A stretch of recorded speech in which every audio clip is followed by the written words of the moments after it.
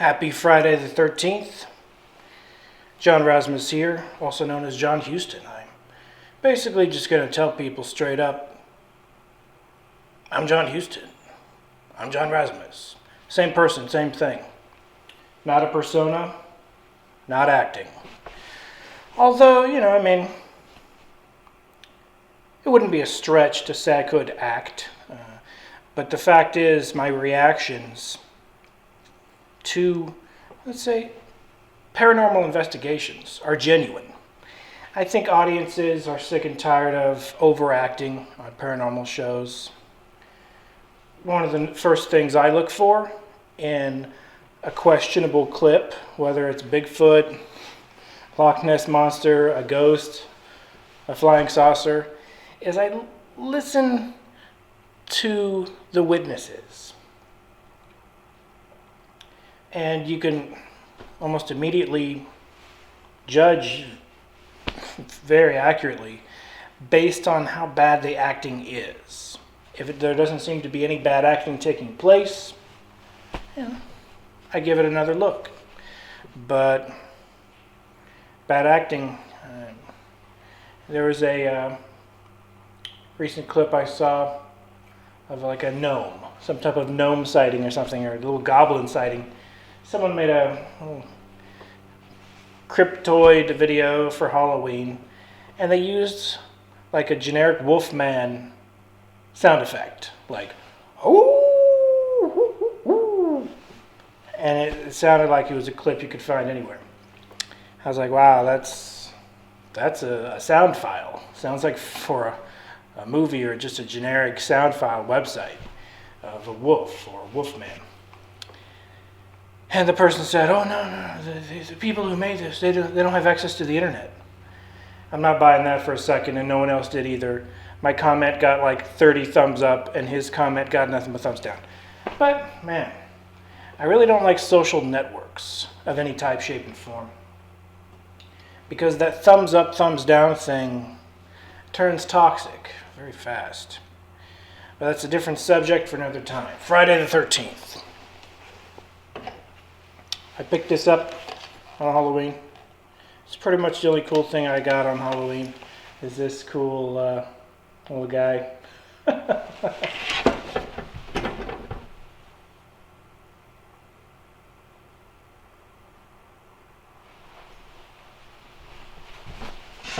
Skull plasma ball.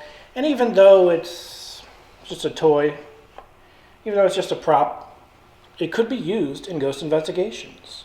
Because spirits have the ability to manipulate static electricity.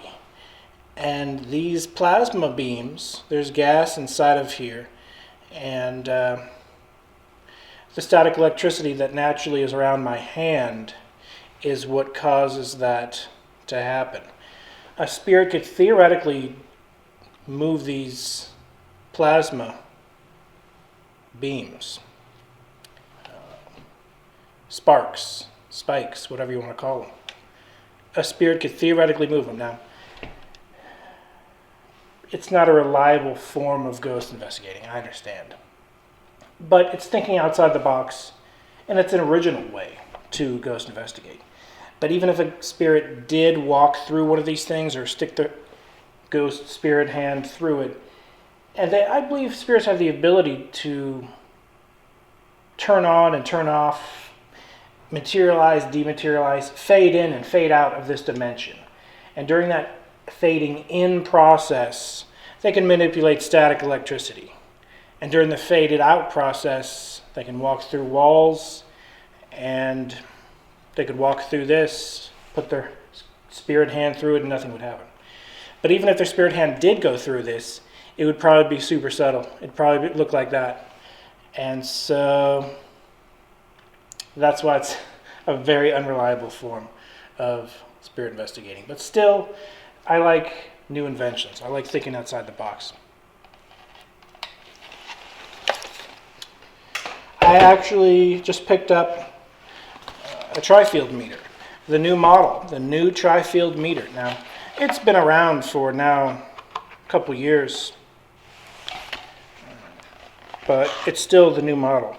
and I just got it yesterday, I believe. I haven't even played around with it other than turning it on to make sure it works. I don't use this equipment in my house in any way, shape, or form. I have a new house. I'm going to show you the rest of my office, but it's not set up yet. I have books in boxes, no bookshelf. So it's really just stuff sitting on the floor, nothing to show off. I got my old trusty haunted lamp, which I do believe could be haunted. I had 3, well, you could even say 4, but really just 3 paranormal stories around this lamp. I dreamt about this. I saw this lamp at a store. It was $150. I didn't have $150 on me. Store was many miles away, 2 hours away from my house. So I didn't go to that store too often, 2 hours away. I saw it, really liked it, couldn't afford it, went home. Had a dream about it, literally like 6 months later, a dream about this lamp. I was like, I must have it. That's unusual. A dream about a lamp 6 months later. I was like, it's probably sold. But I went back, it was there. I offered $75. They said, sure, you can have it. And it's a vintage, mid-century, space-age Sputnik-inspired lamp, inspired by the Russian space satellite vessel, which had a lot of pronged things on it. So when you ever see Sputnik lamp, they're inspired by that Sputnik satellite design by the Russians during the space race. And so the dream. And then I put up the black and white wallpaper, and so I had to move the lamp out of the corner. And I put up the wallpaper, and this lamp made a similar to a nail on a chalkboard squeak, screech, very loud. It sounded like it came from the center of the ball itself. Here's the lamp itself. It sounded like it came from the center of the ball. It sounded intelligent.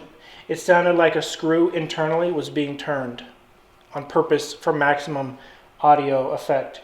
And it screeched 2 times. We're talking 3 minutes after I moved it out of the corner of the room. Not days later, but like minutes later. And so that was pretty freaky. And then the next day, as I was finishing up the wallpaper and about to put it back, it made a third screech, that same screech. It sounded like a screw was literally being turned by an intelligence inside the ball of the lamp. And then months later, maybe even a year later, maybe even 2 years later, many months down the road, maybe 1 or 2 years later, I saw a shadow figure walk across the lamp. It's chrome plated, so whenever someone walks in front of it, it looks like a shadow, or if they're emitting light, it looks like light. And when you move your foot across it, it looks like shadow just moving across the chrome. Very common reflection. But I was in one corner of the room, and I happened to glance over at the lamp, and I saw a shadow move near the lower part of the lamp. Pitch black shadow move, as if something was moving inches away from it. And there was no one in the room, the door was closed. No animals. So I saw that. It's the only time I've ever seen a shadow move in a reflection of something where the door is closed, and I was stationary on the other side of the room seeing I couldn't see the reflection of anything other than a pitch black shadow. Very unusual. So that shadow is even freakier than the screech that came out of it. But that's why I think this lamp might be haunted. Got the tri-field meter. It's a new model. I was looking for the old model with the needle, but don't get the old model with the needle. According to the people who make the tri-field meter itself, they say the new model's 30% more accurate, something to that effect. They say the new model is more accurate, period. If you want more accurate readings, get the new model. The unfortunate design is you got to take the back off before you can push the buttons. And I dropped the battery on my beautiful lamp. Sorry, lamp. So, wow, the battery just flung out. I might have to make an adjustment. There's a piece of foam that is already solidly flat. So, like I was saying, the unfortunate design of this battery, of this tri-field meter, is you gotta squeeze the battery in there and it falls out when you don't want it to. So at the least opportune moment, the battery will fling out. You have to open the back to press the light button. So I'm going to turn on the device.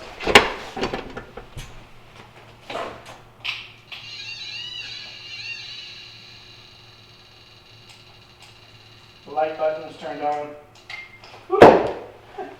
And the battery just flung out.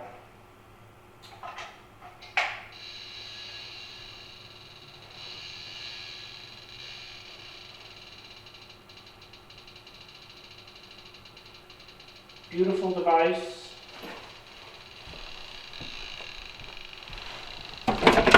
Not doing any investigations right now. Just showing you this device is awesome. It's on the magnetic. Let me get close so you can see the different modes. We have the magnetic mode. We have the electric mode. We have a weighted magnetic mode, a weighted electric mode, and we have a radio frequency mode.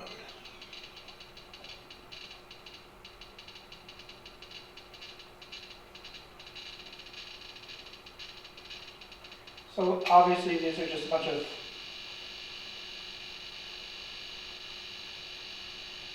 signals bouncing out around my house on a regular basis.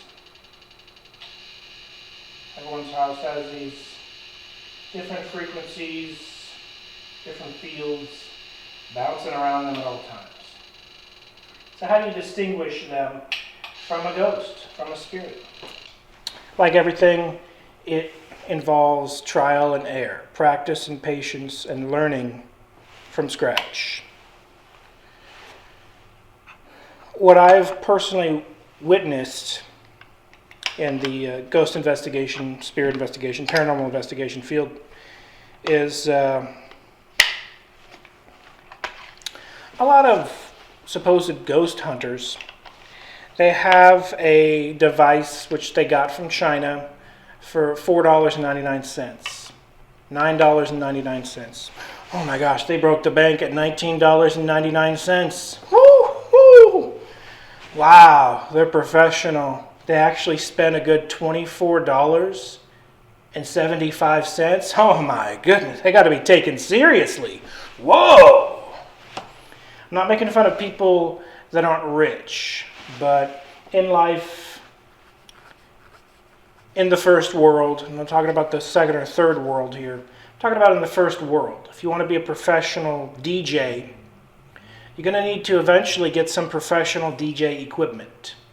If you want to be a professional musician, you don't need $1 million violin, but you probably do need a couple $100 violin to be able to show how good on the violin you are. On a guitar, a little bit cheaper. But you still need a decent guitar. You can't just pick up a toy one with toy plastic strings. You need to get a real guitar with real strings. And I see on a regular basis supposed, purported, self-proclaimed ghost hunters pick up a Chinese-made piece of garbage. No offense to China. China might have even made this. But this was made to exacting standards, a very high-quality device. I'm not endorsing Tri-Field. I have no connections with the company in any way, shape, or form. And I was hesitant on getting the digital version. I was looking for the analog one with a dial. That dial is so tiny that with the backlight, this is definitely the better for scientific research, scientific data. You can see it better. Although on infrared investigations, I'm going to turn the light off, and hopefully you can still see that LCD screen. It didn't take me my life savings to get this device, but this device wasn't cheap. You'll see it on Amazon for like $160. And to that guy claiming to be a professional ghost hunter, he goes on eBay, he searches for the dirt cheapest RF unit, radio frequency, or EMF, electromagnetic field, more popular device, grabs the cheapest one, happens to be made in this country or that country. Nothing against China, but it's all about the exacting standards, which is why I did try to hunt down some factory grade static meters made for, I assume, some type of circuit board factory to make sure there isn't static fields all over the place destroying any equipment. You have a dog running around, you might hear her. Chica the dog. Chica, be quiet. Be quiet, please. I see her right there staring at me. Happy Friday the 13th. I recommend the tri-field meter, the digital one. It is by far the most scientifically beautiful tri-field meter I own. But I'm still a huge fan of another meter I happen to have over here. I can't pick it up, but the Mel meter by Gary Galka. I just ordered a Spirit Box by Gary Galka, his new model Spirit Box. Check that out on his Pro Measure website. A new Spirit Box or an old Spirit Box or a remake of an old one. Looks pretty awesome to me. Ordered it, gonna check it out, gonna do a full review. This is not a full review of the tri-field. Let's power up the new computer. Gonna be doing all my video editing with this computer behind me. Going to be setting this up as a professional location. I have shelving for my devices. I have just stacks and stacks of ghost investigation equipment. I personally don't believe ghosts are very common.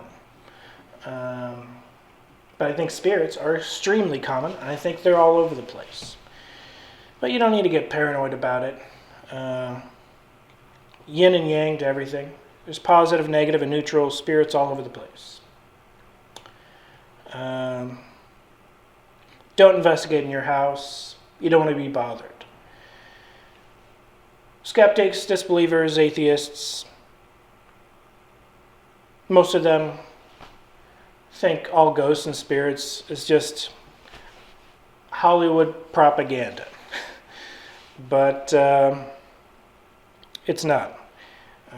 If you turn on spirit investigation equipment in your house, there will literally be a reaction.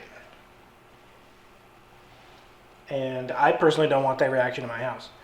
But I did hear recently about a haunted church, an abandoned old haunted church within a drives, within a probably less than a half an hour drive from my house. And this is what I heard about the church.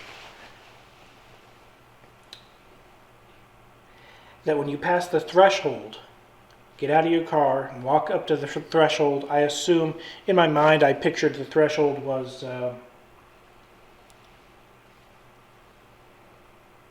the front steps. I pictured like the first step to the doorway.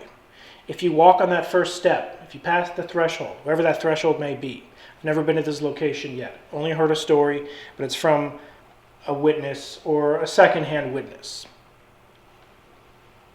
According to the secondhand witness, his friend went to this abandoned church, heard the stories. If you pass the threshold, spirits start acting up in reaction to you passing the threshold.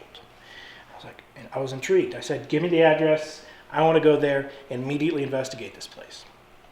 Unfortunately, I don't have the address yet, but the person who told me the story of his friend, I see him once a week, easily. So I will be asking him next time I see him, where is this church? And for all I know, it's locked. He did give the impression that it might be locked. He said you don't even have to go in. You just need to pass the threshold, spirits start shaking the windows. I said, the windows of the car? What windows? He said, no, the windows of the building. I said, is anyone inside? He said, no. It is empty, no one's there, and all the windows started shaking just the second the dude passed the threshold. I was like, wow, that is the perfect place I want to investigate. I hear, be careful, man, be careful, man, be careful, man. Even during an investigation, a security guard said, be careful, man, there's devils and demons and all this and that. I was like, I know. They harassed me for 6 months back in 2011, and a little bit in 2010, and a little bit sporadically here and there afterwards. So it's beyond the point of me being afraid of them. Fear not, have no fear. I have literally zero fear of any devils, demons, and spirits because of the harassment that took place in 2011 against me. A poltergeist, 2 poltergeists, yada, yada, yada. Told the story 100,000 times. It built me up. It gave me an immunity. I'm not invincible to spirits, but after researching them to an extreme degree, there's an Eastern belief that poltergeists can't kill someone, that they legally don't have authority to kill a single human being. That was a reassuring thing. They can jump on top of you, grab you, which I experienced firsthand in 2011. But I have to admit, I'm still here. I've already mentioned this in a book, a story of a poltergeist that threw a dagger at a monk. Perhaps not. I mean, I'm not a monk, and I experienced poltergeist entities firsthand. I know they're real. But a monk in a tale in a book, don't know how real it is. Poltergeist threw a dagger at him, and it dropped before it touched him because of the rule. Or perhaps it's because of guardian angels. Perhaps it's the yin and yang. Perhaps a good spirit knocked it down. There definitely is a balance between good and evil, positive and negative, yin and yang, black and white. Those balances are beyond just a story in a movie or in a book for a great plot, a great reason for the story to exist. It's the story of the entire universe. Yin and yang is beyond any religion. It's beyond any belief. It is the actual foundation of the entire universe, light and dark. And not all dark things are bad. Dark matter, I believe there are higher positive angelic dimensions hidden within that dark matter. And so that's just one example of darkness being good. But there are some definitely dark things out there you want to be wary of. I heard a tale that spirits can attack you if you're walking by yourself past 12 a.m. All I know is I went to the old Grist mill, and I was, perhaps you could describe it as, attacked to an extent by a tiny, or an entity that appeared to be tiny, in the grass. Not an animal, 100% spirit. Before I left, I said in the window, "Spirit, make your presence known." Within seconds, we're talking within less than 5 seconds, the spirit threw a rock against the wall. It ricocheted, echoed very loudly, and then a misty cloud flew past it. That evidence, that footage is 100% authentic, and I plan to go back, but it's not particularly as scary, maybe because I'm used to it. It's scary to other people, I'm sure. As this story, I'm hearing about the windows shaking at a haunted church. That sounds scarier. The spirit at the grist mill knows who I am. And I mentioned this to the guy who told me the haunted church story. I said there's a ghost at an abandoned location that remembers me, knows who I am. When I go back, it shows evidence every time. It does show evidence every time. It was an odd concept to him. He didn't. Perhaps he's just trying to. He'd never heard the information before. But spirits are conscious, sentient, independent beings. How independent are they? I'm sure some follow orders, marching orders, and act like little soldiers. I'm sure some are more carefree and kind of hang around, roam around. Some stick to one house or one field. Some might be considered nature spirits that hang out in the forest, love the trees. Many different kinds of spirits. Might be the same type of spirit, just in a different setting, causes it to act differently. I'm very skeptical human beings who die and are ghosts hang around. And I have extremely strong convictions on that information, independent of anything you could find in a book, read about, be taught about, indoctrinated about on any religious level in any way, shape, or form. It's something I know in the heart and the mind and of the spirit that human ghosts ascend to a human ghost dimension, invisible, and they don't have contact with us except during a brief window. That brief window is widely accepted among many cultures to be a week, 3 days, but whatever it is, it's very short. And then you have stories about guardian angels and this and that, but when I contact spirits, they're not human ghosts. These entities, though, are a bit, I would say, fanatically obsessed with human goings on, whether it's history, a dramatic event that is unknown to history, whatever the case may be.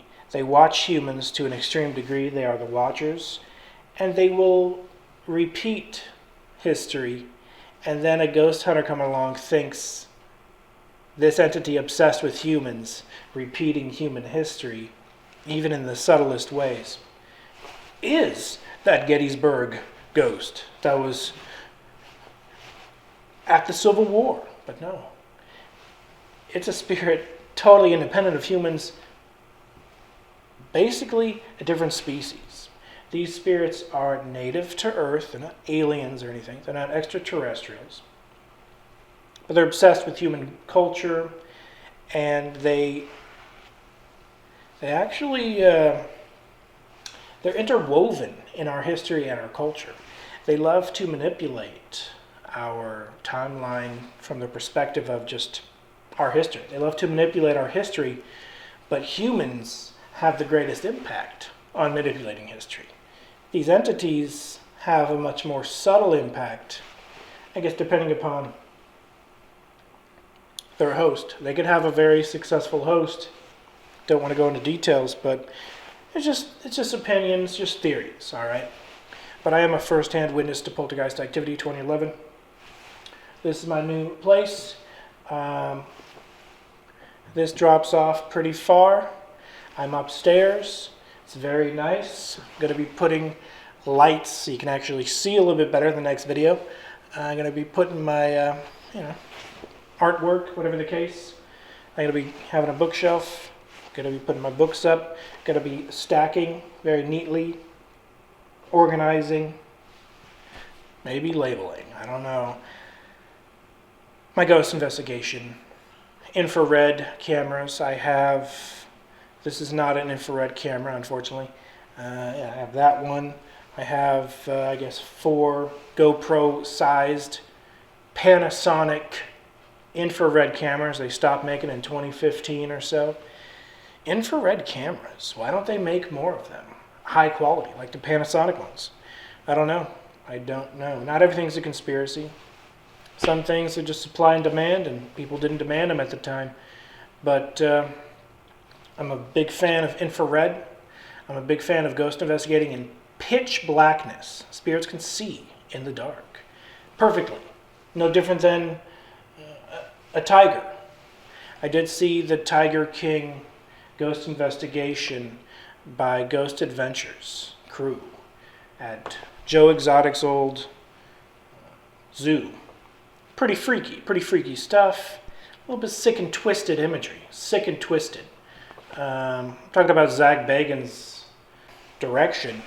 He purposely put in sick and twisted stuff, trying to make it a scarier show, obviously. But I think it backfires here and there when you show a little bit too many maggots. When you show a little bit too much horse. Don't want to go into detail, but I mean, sure, some of it's compelling. Okay, I have one reaction. iPhones, any cell phones, any mobile phones, but iPhones, Androids, whatever the case may be, they are getting information invisibly from a cell tower that gets that information from a satellite, and they bounce back and forth. He knows that, I know that, everyone knows that. It's common knowledge. I'm not making fun of anybody. I'm just saying, during the process of this information and the phone constantly being pinged by the cell towers and the satellites, during that invisible exchange of information, there is electromagnetic fields being generated around an iPhone, period. It's not to hurt anyone's feelings. It's in the name and pursuit of science and truth, all right? One thing I do find odd and perhaps sad in ghost investigating is many ghost investigators not only get the $9.99, the $24.99 piece of junk, plastic, the dirt cheapest thing they could find on eBay, but they don't use science. They don't care about science. Ooh, beep, beep, beep. Wow, it's a ghost. It's a ghost. Oh my gosh. You know what I'm saying? They don't care about science. I have thousands of dollars of equipment because I care about the pursuit of truth and science, not about drama and overreactions. Zach Bagans, the #1 ghost investigator on the planet. I'm a great fan of your show. I want to visit your haunted museum one day. But it's my personal belief, and I think I can prove it scientifically, that when a phone gets pinged by the cell tower and the satellites, and that information goes back and forth, electromagnetic fields emit from the camera. So not always will it spike with an iPhone pointed at it. It's my belief that it will spike periodically when Apple or the cell tower, the satellite, wants an update on your location, for example. If you have settings of you can follow me, you can track me, it's going to want to ping more often to find out exactly where you are. Even when you don't give it permission, it'll know where you work, where you live, your schedule. It memorizes stuff like that you might have noticed. And you can turn those settings off if you Google how to turn those settings off. I Googled it, or I came across an article showed how to do it. Turned them off. That's how I prefer the settings on my iPhone. But all I can say is iPhone camera settings, video record settings do periodically ping back and forth between the cell tower. And it's my personal opinion that they do emit, during that transfer process, there is a little bit of electromagnetic field crossing between the phone, the area you're in, and if you happen to be holding an EMF device, it'll spike, give you a false reading. I'm a fan of science. I do believe spirits do emit electromagnetic fields. So I do believe spirits can and do and have and will, because there's a deniability factor. These spirits love the deniability factor. The deniability factor is, if there's a chance it's something else, they'll be more interested in doing it. I saw a show where a flashlight went off on command. The internet says the flashlight trick can be debunked by loosening the battery. Now, that doesn't mean all flashlight communication investigations are fake. I just lean in the direction of better safe than sorry. Try to cut these easily debunkable methods out of your investigation methods so your audience doesn't think you're fake, and so you don't think you're fake, and so you don't second guess and question yourself. I'm just a fan of science. Focus on the methods that will lean in the direction of fact and truth and provable repeatability. I do believe spirits can be proven, but that provability is so slim. I think as we progress with technology, we will eventually be able to basically prove and have a full-blown conversation with who knows what. That's the thing. It's always an unknown, invisible being that has the cards. We have not much to go on. Is it that dead Gettysburg soldier? Chances are it's not. Can I prove it's not? No. But you can't prove it is. I hear and see time and time again, proof is it knew this information that no one else knew. That's a perspective of someone that doesn't believe spirits are all around us at all times. Spirits are around us at all times. Spirits can hear what's going on and see what's going on. If you understand these watcher entities can hear and see what's going on, they can also remember what happened to the most intricate, finite degree. I've heard many a story of seances involving loved ones summoned, and they know a lot of information, too much information. It has to be them, but something is off. Just a tiny thing is off. What is it?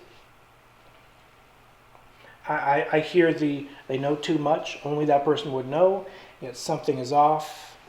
Tiny thing is off. It's like it's not them. I've heard that multiple times, easily 4 or 5 times, reading and hearing stories about seances and summoned loved ones. That off thing is it's an entity posing. The entity posing as a human ghost is a very unpopular belief, very unpopular. It doesn't win any awards at the Paranormal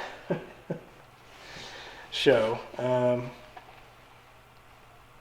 It makes you very much disliked in the community to an extreme degree.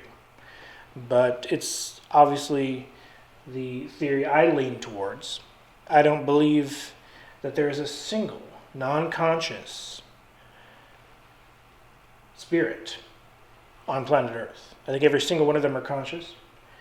I don't think there's a single non-sentient, except for the ones that do behave a little more exacting, like a drone bee. And sure, some of them might have a drone bee personality, but it doesn't mean deep down they don't have a separate being. There are orders and rules that we don't know about, that are unseen, unknown to the living. And only when we pass away can we theoretically even know. Some are even unknown to the dead humans, perhaps ghosts, because there's a segregation of the dimensions. There's a separation of the dimensions. Many have seen them, that separation, the dimensional separation, the different realms. Many have had visions, meditated, and had glimpses. Happy Friday the 13th. Until next time, I will be investigating haunted locations. Not the most exciting video in the world, not the greatest tour of my new location, Stay tuned, more episodes coming soon. Thank you for watching, thank you for subscribing, thank you for your feedback. This has been John Hughston. Be seeing you.